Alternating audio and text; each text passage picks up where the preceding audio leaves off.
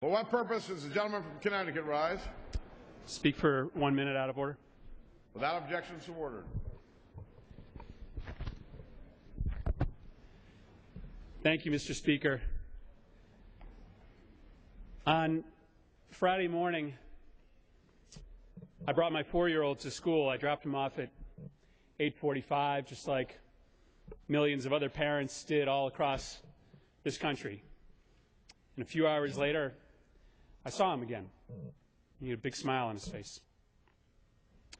In Newtown, Connecticut, on Friday, 20 parents dropped their first graders off at Sandy Hook Elementary, or kissed them goodbye as they got on the school bus. And that was the last time they saw their kids. Something horrible, something unexplainable happened at Sandy Hook Elementary last week. And when people ask me how are folks doing, I tell them, right now there's a lot of blank looks. These people are just trying to process what happened. 20 gleaming, beautiful children were gunned down, along with 6 adults who loved them dearly, by a young man with a sickness that masqueraded as evil that day. And so we're left asking all these questions. Why? Why us? Why these little kids? Why did he do it? Why weren't we able to prevent this from happening? The whys are almost infinite. And in the coming days and weeks, I guess we'll get some answers to these questions, but most of them won't have answers. But when you peek through this vast, crippling darkness of the last 4 days, there's one answer that we know for certain. If we ever wondered what kind of community Newtown was, if we ever doubted the deepness of our love for one another, those questions have been answered. They've been answered definitively. They were answered by Principal Dawn Hawkspring, who told her colleagues to run one way so that she could run the other way, directly toward the gunman.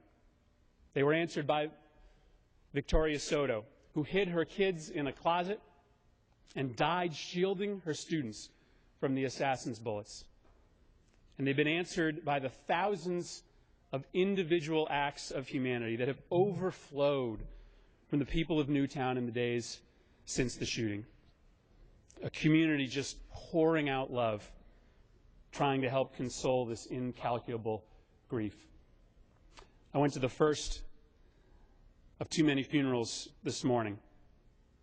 And the last thing we know is this, is that all those wonderful little faces that you see on TV and in the newspaper, like Noah Posner, who was laid to rest this morning, they're a reminder that despite the terrible, awful things that happen, that inside the hearts of all of us is this unbelievable goodness. That's all Noah Posner had, was goodness, was just this purity of spirit.